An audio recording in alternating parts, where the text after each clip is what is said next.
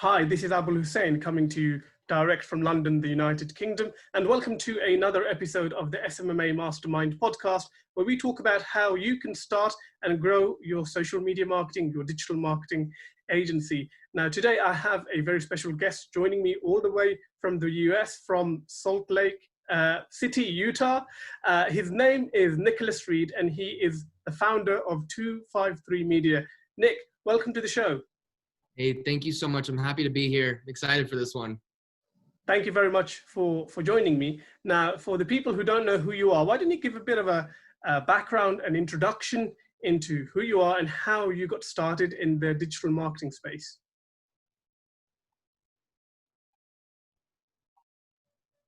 Yeah, absolutely. So I've been in the digital marketing space for about 10 years now. Like a lot of people, I started freelancing, looking for some side work.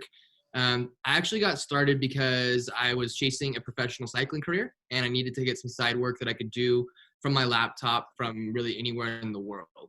So I was traveling a lot and just couldn't really have an actual job. So I ended up getting hurt, and that's when I went full-time into the marketing space, and I launched my agency, 253 Media. Now we're a team of 6 people here in Salt Lake City. We've got a pretty sweet office set up here. We focus on Facebook ads, high performance, totally custom websites, and then a lot of content creation also. So our team's pretty tight knit. We're definitely more of a family here than coworkers, and we work with a lot of different industries. So we definitely get to have a lot of fun. So that's kind of the quick rundown on what we do, and I'm sure we'll get more into it here in a little bit. Yeah, absolutely. So that kind of you've covered a lot there about how you've been in the space for 10 years. So kind of when you started out, I mean, what were you doing initially? Because now you have 3 different lines of service. What were you doing for your first few set of clients, and how did you kind of diversify and branch out into the other areas? Totally. Great question. So I started off with graphic design, actually. That was really what I liked to do when I first started out, but I realized that graphic design didn't really pay the bills that much. And quite frankly, it was a pain in the butt because my vision and what other clients' visions were always different.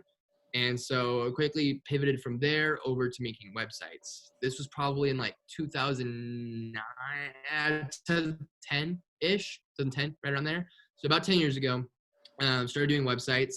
And then from there, when Facebook and Instagram started to really like take off and become more popular for businesses, that's when I started to get in on that. So I started with a lot of organic posting. That was back when Facebook actually had good organic reach and Instagram had good organic reach, and started getting on that. I actually started an e-commerce brand for a little while. I hated fulfillment, so that was really how I learned how to do ads. I did ads for myself for a while, but I hated like product sourcing and packaging and shipping and all of that kind of stuff. So I decided to move away from that and focus more heavily on ads for other clients. And so that's when I really like formed the agency itself. So went hard on ads for pretty much anyone I can get my foot in with. I think that's how most people start. Started a lot with lead generation for pretty much any industry you can think of. Like I've done it all, man. I've done car dealerships, I've done chiropractors, solar companies, you name it, I've probably done it. But I really started to fight for a long time, until about 2018 when Facebook had their big data scandal policy stuff. That was when we really started to shift away from car dealerships and lead generation. And that's when we started to come back full circle to websites and then content creation. From there, as we started doing websites and content, then we needed to start bringing ads back into the picture. So the whole thought process was, great, you have this great website that's ready to convert and ready to sell your customers. You've got good content that people are going to be engaged with. Now let's get it out there. Let's actually put all the pieces together. Let's start introducing ads. And so that was really our thought process, because each one of those pieces goes together, and you can't really have ads without a good website. You can't really have a good website without good content.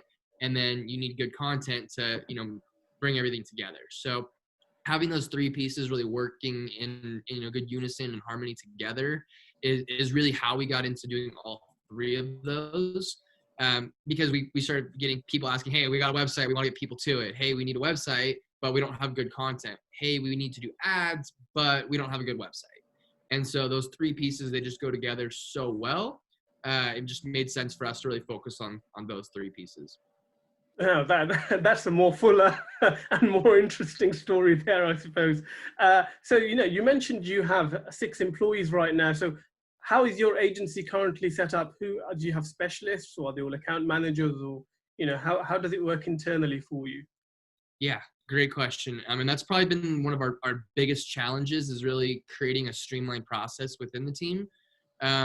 So for me, I do a lot of our paid ads. I don't touch content. I cannot even work a camera. I'd be embarrassed to even make a good video. Not my jam. So Justin does a lot of our content. Trevin, he's our senior web designer here. I do our ads. We just brought on a new media buyer, so I can start taking that off of my plate. And then we've got a couple sales guys as well, sales account manager people. So that's really our structure. We do a lot of outreach, but we also have a lot of inbound. For us, our big push is going more from outbound into an inbound strategy, bringing people, to us versus us going to them. And you kind of very nicely come on to my next question in terms of getting clients. How are you getting clients when you initially started? And, what are you doing right now to generate, I suppose, the inbound leads? Great question. So when I first started out, man, honestly, I'm old school. I'm young, but I'm old school. I just hit the phones really hard. So I'm very confident. I talk a lot. I like to, become friends with people pretty quickly. And so for me, it just made sense to just hop on the phone. I'm really comfortable on the phone. So I think that's a pretty good skill set that is definitely learned, that not a lot of people have, but it's a really powerful way to get clients. So we just hit the phones. I hit the phones really hard. That's what we started doing before we started to shift more to inbound. We would just hit the phones really, really hard, calling different people, calling different brands, doing that. We also do a lot of email outreach as well. A lot of brands, especially in the e-commerce space where you don't have a centralized brand. A lot of e-commerce brands, they'll have someone in, New York, they'll have someone in LA, they'll have someone in Utah, they'll have someone in Florida, and there isn't a company to actually call. So it's just this big network of people versus a centralized location to call. And so that's where email marketing gets really big on. So that's how, the actual process for getting clients, we do that. But what we also do, we do a lot of networking. So we put, you follow me on LinkedIn. All of our guys here, we put out a lot of content from Instagram, Facebook groups, LinkedIn. You name it, we put out a lot of content. Our whole goal here is transparency, right? So we kind of bank on the fact that we'll put out our entire process. You can go on our website and see exactly our ad structure. You can see step by step exactly how we do our ads, for example, or every little piece that goes into a website that we make. And so for us, we put the content out banking on the fact that no one's going to take the time to actually do it, right? So it works out in our favor because it makes us look like the experts, makes us look good, makes us look like we know what we're doing. And it makes people say, wow, that seems like a lot of work. I don't want to do that. I should just hire you. And that's, plain and simple, that's our strategy, and it works. So it's, to do that, definitely, it's definitely not like the beginner strategy. You need to have a framework. You need to have a lot of proof of concept before you can do that, which is why we're just now switching over to, or not, I shouldn't say switching over, because we still do a lot of outbound, but that's now why we're getting more and more inbound every day. We probably get a deal or two a week inbound almost every week, just from content that we put out. And right. That's, I think, a big thing. But for people who are just starting out, the best thing you can possibly do is, number one, pick up the phone. Number two, email. But I think the thing that most people mess up on, and I think, myself included, the big learning experience is you get started, you pick up the phone, you send emails out, you might get a couple clients that way, but then you get comfortable and you don't stay on your outreach, right? You don't keep going. You always got to have something in the pipeline. You're building your pipeline is the most important piece, because you never know. That client could bring things in-house. That client could go out of business with COVID. You don't know what's going to happen there. So making sure that you're always selling, always building that pipeline out is crucial. But in practicality, phones and emails are the best place to be. Awesome. That's, I suppose, sometimes you just need to look at the fundamentals and there's no secret sauce out there. Now, you've mentioned you work with quite a few different industries, and then I suppose there are agencies out there that have been told to niche by business coaches and not to be generalist. I mean, have you tried to niche at all, or what has your experience been working with multiple different industries? Yeah, so I did actually find my niche a while back. So I touched on it a little bit a few minutes ago that we focused really hard on car dealerships. Did that for a long time. However, for those people who have been marketing for a while, have been in the space for a while, there was a big, Facebook data issue a couple of years ago, and that took its toll on most people who are, focusing on automotive marketing, right? So that really hurt me in a sense where we lost a lot of our clients, we lost a lot of our business, and actually lost a lot of our profitability. And so finding the niche was good because it positioned ourselves as the experts in automotive, but that happened to really hurt us and almost put us out of business because we just couldn't really do much after that. And so that, I think, finding your niche is good and positioning yourself as the expert is good. That being said, I almost took it and did a backwards approach to finding my niche. So instead of finding the niche of the industry, I found my niche as being the agency that creates this holistic system from websites, ads, and content. That's our niche. Our niche is brands that need 3 pieces. They want to scale. I mean, really, our niche is brands that have a proven concept that are ready for that next level, right? They have their branding down. They've got their audiences down. They've got their shipping down. They've got that stuff down. Now they just need more of it. Right? That's our niche. It's not necessarily like an industry per se. It's more of a company size, I guess. So look different than what most gurus are pushing these days. Most of them are like, hey, you need to find like dealerships or chiropractors or restaurants or something like that. We're not going after an industry. We're going after a business structure. That makes sense. And then what you've just described, I call it a lead generation machine or a sales generation machine. And that is what you're building, whatever it takes to build the different pieces out. Now, speaking about the car dealership space, because I've seen a lot of people comment on Facebook who are trying to work with car dealerships. So I think, it would be a bit remiss of me not to speak to you about it, since you have mentioned that's been your for a while. So like, for example, what's the best way to actually get a car dealership on board, especially when they talk about, well, I've got Auto Trader or I've got one of these other price comparison websites, why would they do any kind of Facebook advertising or something like that? Yeah, great question. And I think that's something that most car dealerships are going to ask. So that's something that every dealership I've ever worked with has asked me. And then there's 2 trains of thoughts here, right? So there's agencies that push lead generation, or they're saying, hey, we're going to bring you in 150 leads at $10 a lead and your sales guys can do it. There's other agencies now, and I think this is going to be the better strategy of saying, hey, we're going to schedule you 20 appointments this month, right? So it's 2 different trains of thoughts here. We can get you more leads for cheaper, right? We can bring in any information you want. So Auto Trader, any of those, you can get your basic information. We can get any information we want from people on Facebook and Instagram with our custom questions, right? So we can do whatever we want there. So that's good.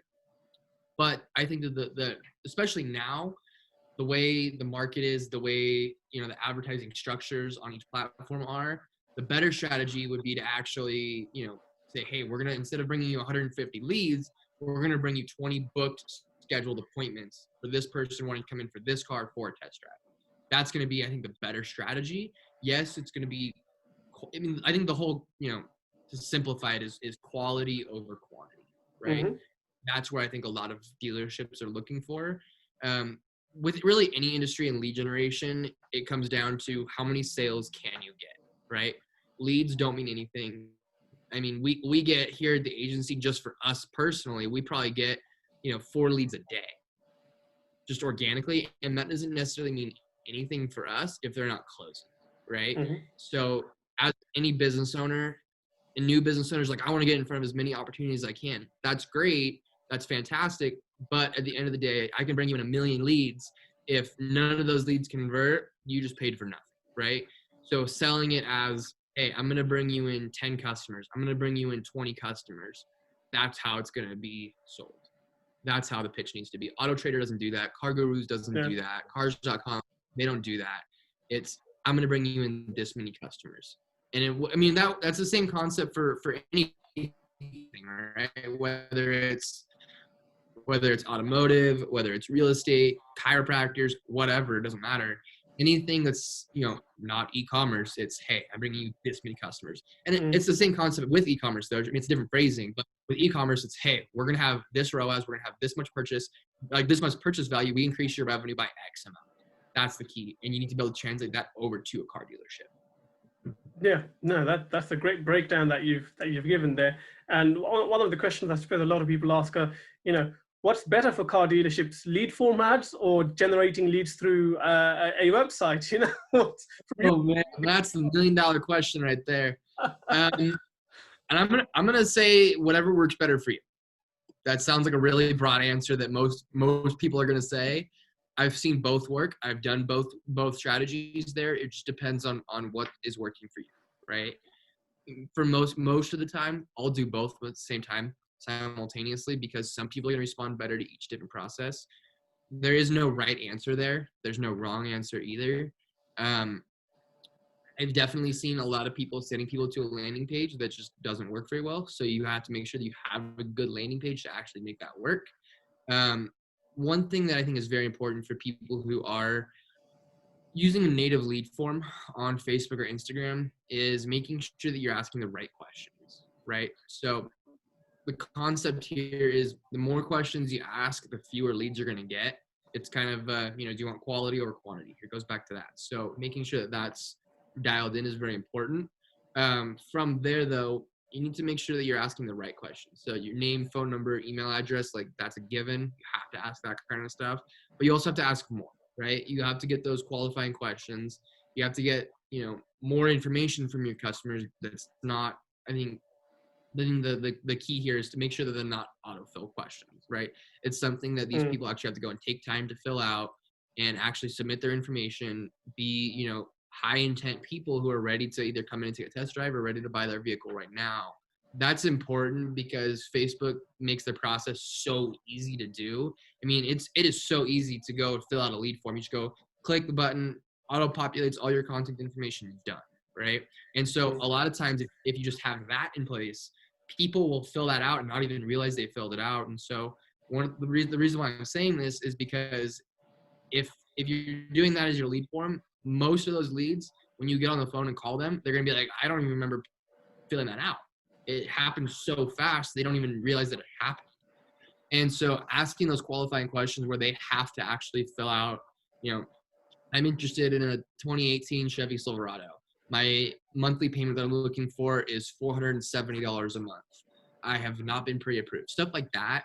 Those qualifying questions, they're not like, too in-depth. It's not too personal. It's not, hey, what's your social security number? You don't need that kind of stuff. You're not trying to, approve them for a loan right then and there. But you need to make sure that they're actually intentful in what they're looking for. Okay, that's a very helpful answer there, and I'm sure some people find it useful. I'm gonna just tell them to go look you up, or just look your car dealerships. You've got all of the answers. So you've been running your agency for a couple of years now. You've grown to 6 people, and and you've obviously seen a lot. So what would be the biggest lessons you've learned on the journey that could help someone who might be just kind of starting out?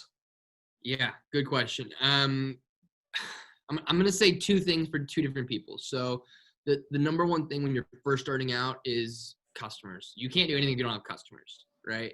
That's everything. You have to get customers. So as any entrepreneur, when you're first starting out, you are a salesperson, plain and simple, right? You're not anything else. All you are is a salesperson selling your own product. That's key, right? If you're not getting customers, you don't have a business. That's, I think, the number one most important thing that a lot of people don't realize. You don't need all this fancy stuff. You don't need fancy software. You don't need, fancy website. You don't need this crazy Instagram account. You don't need any of that to really start. All you need to do is start getting customers. Pick up the phone and start out. Like it's really that simple. It just takes time. So don't get discouraged. Let the process, do its thing. It does take a lot of time to actually build an agency. The next thing I'm going to say is for people who've been doing that for a little while is build a team. I think one of the biggest lessons that I learned going from not having a team to having a team is the fact that, okay, let's say we're making, 15 grand a month or 20 grand a month. That's great. But if you're spending that and you're not reinvesting that back into the business, you're not doing anything. You're just going to burn out. Right. So the whole goal with any business, as someone who starts to build a team with your first hire, your second hire, third hire, is to remove yourself from the process. So if you're just running ads, for example, first hire should be a media buyer. Get yourself out of that situation so you can be the face of the brand, so you can start growing the brand, and you can really brand your agency and start like communicating with clients and building those relationships, right? Building the team is the most important thing in the world. You don't have a good team, you don't have a good business. That's plain and simple how it goes. No one person can really build a big agency. You can't do it by yourself. So I think my advice for anyone who's been doing this for a while is start figuring out how to grow your team. That's probably the best advice I can give. No, that's golden. The advice you've given, absolutely. 2 pieces is all they need. You don't need to give them information overwhelm. They don't need a course. They just need to follow the fundamentals and the advice of people who are living, I suppose, the agency life, which is often what is missing for them. So you know what, Nick, we can go on forever and we probably need to do another episode, but we are very quickly running out of time. Now, for people out there who kind of want to find out a bit more about your agency, what you do, where's the best place for them to find you? Yeah, 253media.com is our website. It's all of our social accounts are 253media, so check us out there. Or just get in touch with me personally. All my accounts on every platform are just nreed253, so Nicholas Reed 253. That's me. I'm super responsive on everything, so anyone who's got a question, just let me know, and I can do my best to help you guys out as much as possible. Awesome. Well, on that note, Nick, thank you very much for your time. Yeah, absolutely. Thank you so much. It's been a pleasure. And I hope everyone who listened to this found some good value in it. So thank you. Appreciate it.